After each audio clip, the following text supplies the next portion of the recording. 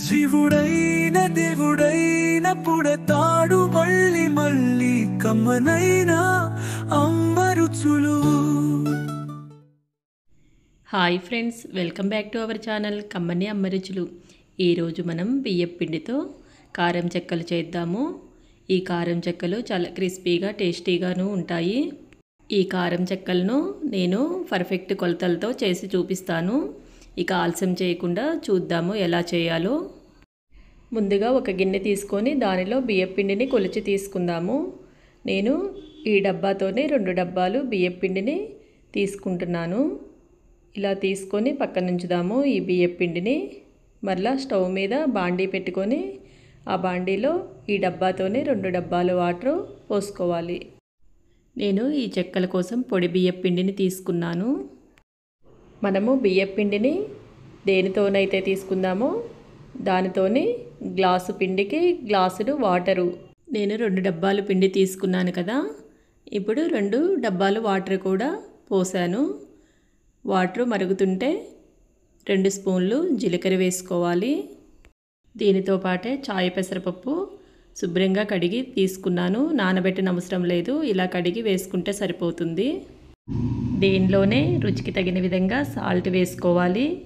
2 స్పూన్లు నువ్వులు కూడా వేసుకొని తగినంత కారం వేసుకొని ఒక 30 గ్రామ్స్ వరకు ఆయిల్ కూడా వేసుకొని గరిటెతోని ఒకసారి మొత్తం మిక్స్ అయ్యేలాగా కలుపుకొని బాగా తెరలనివ్వాలి. వాటరు చూసారు కదా, ఇలా బాగా తెరలాలి.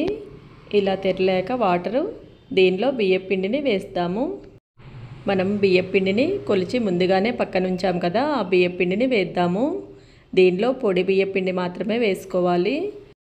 ఇలా వేశాక స్టవ్ని లో ఫ్లేమ్లో ఉంచుకొని ఈ పిండి మొత్తం కలిసే విధంగా గరిటెతోని కలుపుకోవాలి. ఇలా కలిపాక స్టవ్ ఆఫ్ చేసి మనము ఒక వెడల్పాటి బేషన్లో ఈ పిండిని వేద్దాము. ఈ పిండిని వెడల్పాటి బేషన్లో వేశాక కొద్దిగా చల్లారనివ్వాలి. పూర్తిగా చల్లారని అవసరం లేదు. గోరువెచ్చగా అయ్యాక దీన్ని కొద్దిగా పిండిని ఒక ప్లేట్లోకి తీసుకొని బాగా కలుపుకోవాలి. ఈ పిండి చల్లారింది, గోరువెచ్చగా ఉంది. దీన్ని కొంచెం ప్లేట్లోకి తీసుకొని కలుపుకుందాము. బేషన్లో పిండి ఉంది కదా, అది చల్లారిపోకుండా ఒక ప్లేటు ఉంచి కవర్ చేద్దాము. ఈ పిండిని బాగా సాఫ్ట్గా అయ్యే వరకు కలుపుకోవాలి. పిండి చూసారు కదా, మనము పర్ఫెక్ట్ కొలతలతో తీసుకున్నాము కాబట్టి గట్టిగా కాకుండా మరీ లూజ్గా కాకుండా చెక్కలు చేయడానికి వీలుగా ఉండేటట్టు పిండి ఉంది కదా. మనము ఈ పిండిని ఇలా కలుపుకున్నాక చిన్న బాల్స్గా చేసుకొని చెక్కలు చేద్దాము. ఇలానే మొత్తం పిండిని కూడా కొంచెంగా తీసుకొని ఇలా కలుపుకొని చిన్న బాల్స్ లాగా చేసుకోవాలి. మనకు ఏ సైజు కావాలనుకుంటే ఆ సైజులో బాల్స్ చేసుకుంటే, పెద్దవి కావాలనుకుంటే పెద్దగాను, చిన్నవి కావాలనుకుంటే చిన్న బాల్స్ చేసుకోవాలి.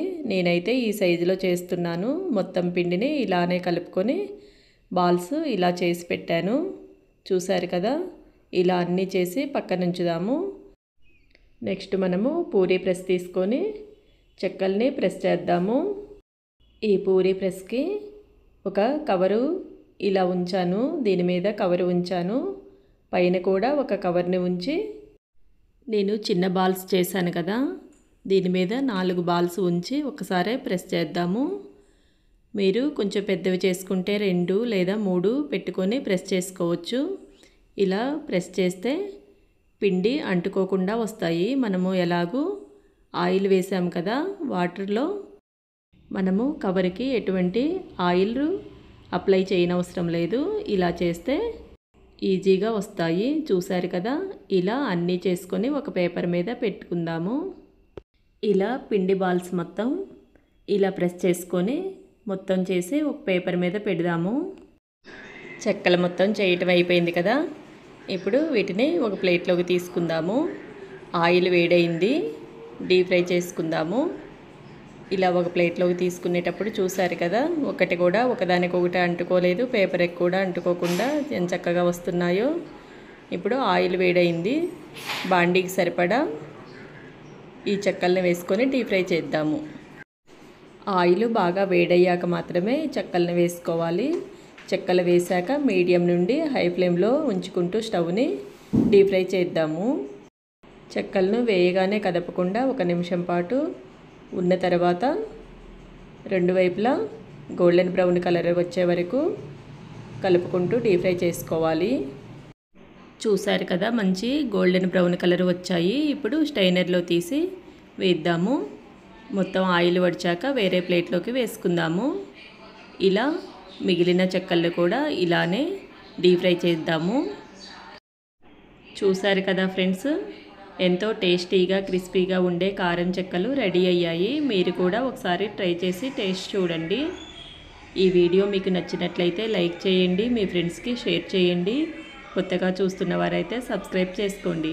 Thank you for watching. వంటిల్లే దేవాలయమైతే